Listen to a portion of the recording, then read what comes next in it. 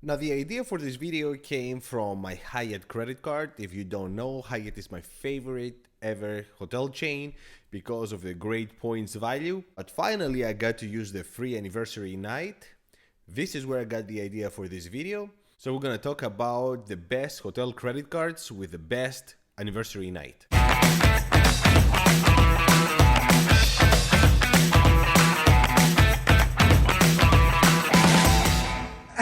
Bravo. So about a weekend ago, I had finally the opportunity to use the free anniversary night on my Hyatt credit card. I got to wharf with the wife.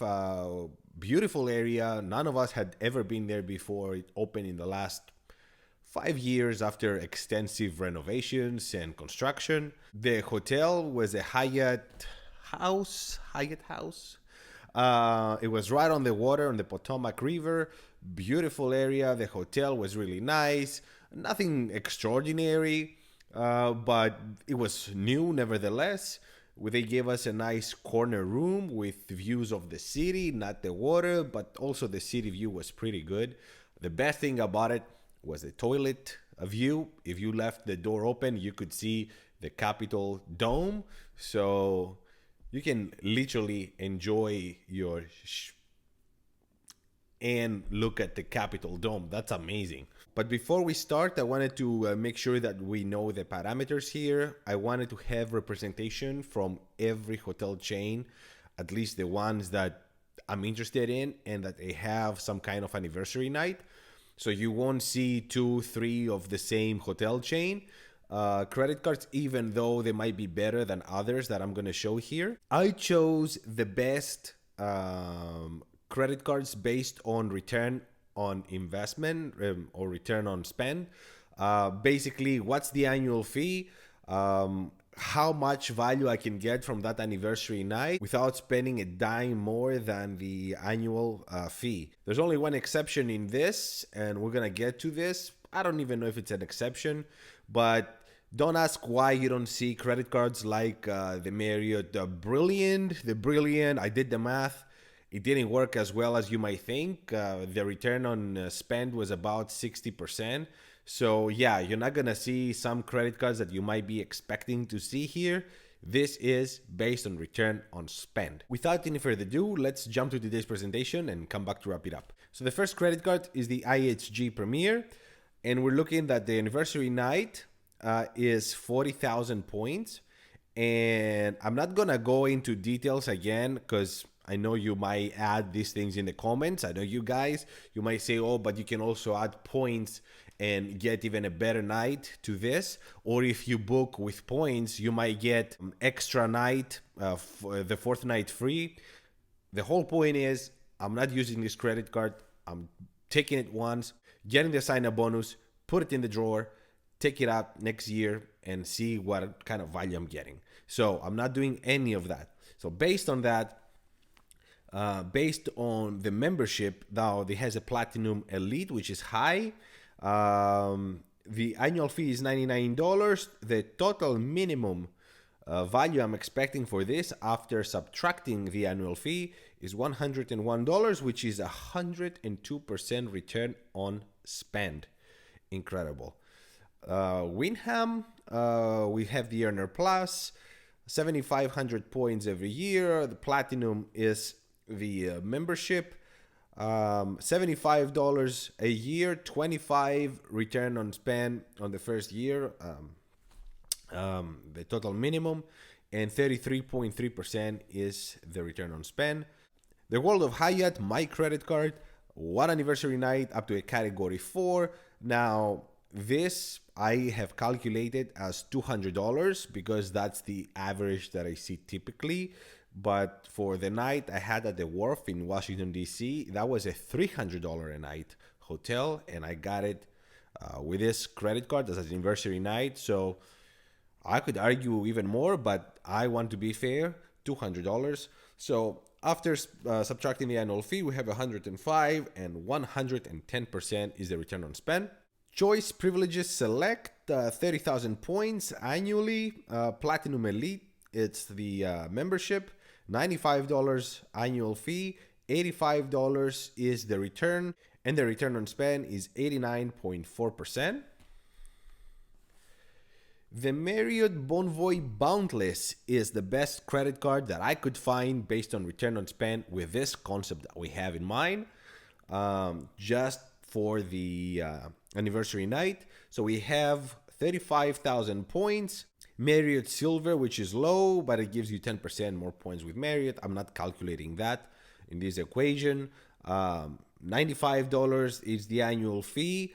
The total minimum I expect at zero point 0.8 cents per point. I calculated this 0.8 cents per point. Many of you argue that this is not much. I say it's somewhere in the middle because based on my needs, I typically get 0.5. So 0.8 I think is a good medium here. And it still gives us $185, which is a 194.7 return on spend, and this is by far the best.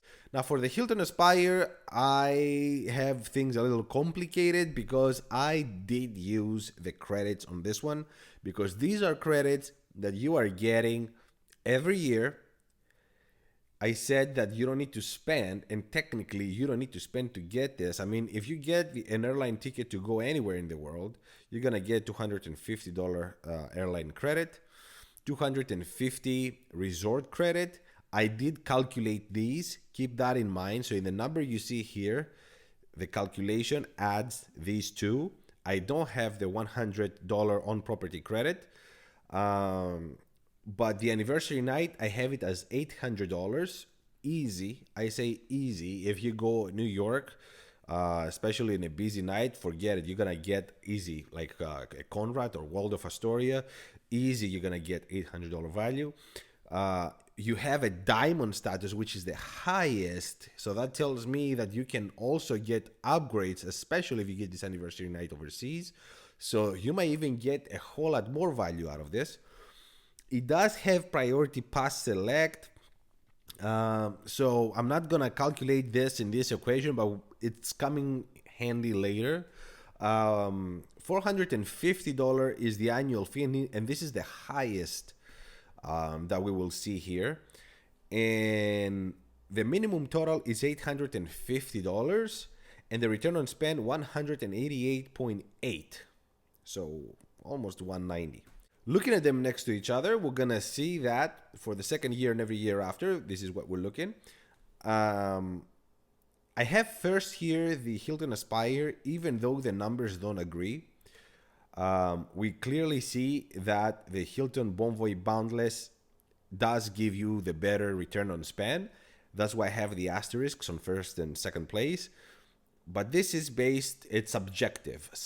Objectively, the number 2 is number 1 and the number 1 is number 2. But subjectively, if I was getting a little less, but I was getting a bunch of extras like the best membership that I can get, diamond status, lounge access, all these things to me add to this credit card, and the other ones don't have it. So for about 5% less, I could get all these extras that can easily take me much over this, over 200%, I would argue.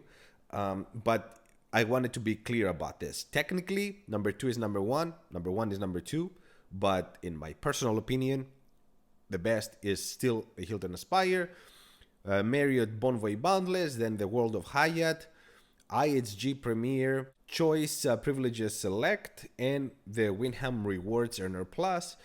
Now, I would argue all of these are credit cards to have, are must-have credit cards.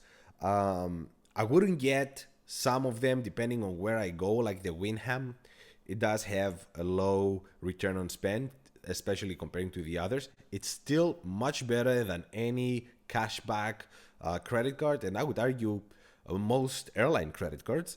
So I want to get as much credit cards as I can when it comes to hotel credit cards, because as you can see here, 5 out of 6 give you about 100% return on spend minimum. Get 2, 3 of these, pay $300 and get at least $600 back as value. I think that's a no-brainer. But that's all for today, guys. Let me know what you think. Which is your favorite credit card? Do you think I missed something here? Thank you so much for watching. Until the next one, ciao.